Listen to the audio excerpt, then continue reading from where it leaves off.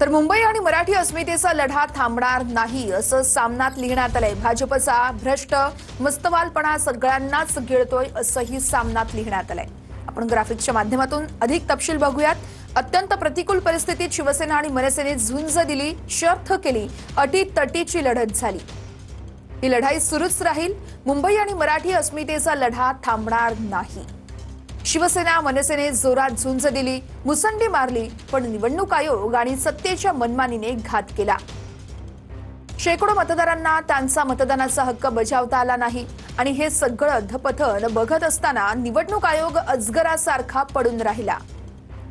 निवडणूक अधिकारी मतदान केंद्रांवर बसून उघडपणे भाजपला मदत करत होते आणि त्याबाबतच्या तक्रारींची दखल निवडणूक आयोग घेत नसेल। तर यापुढे निवडणुका न घेता सरळ नेमणुका करून आमदार, खासदार आणि नगरसेवकांना सभागृहात पाठवावा।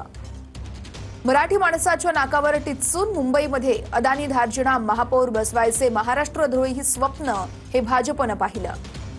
भारतीय जनता पक्षाचा भ्रष्ट मस्तवालपणा सगळ्यांनाच गिळतोय। सगळ्यांना गिळून झाल्यानंतर तो मुंबईचा आणि नंतर विदर्भाचा घास घेईल। भाजपच्या विजयाचा गुलाल उधळत जे मराठी मिंधे आज नाचत आहेत त्यांनी महाराष्ट्राच्या पुढच्या पिढ्या बर्बाद करायला हातभार लावला। पैशांचा वापर भाजप आणि मिंध्यांनी केला। या हरामाच्या पैशांवर महाराष्ट्राच्या आणि मराठी माणसांच्या पाठीत खंजीर खुपसलं गेलं। तर मुख्यमंत्री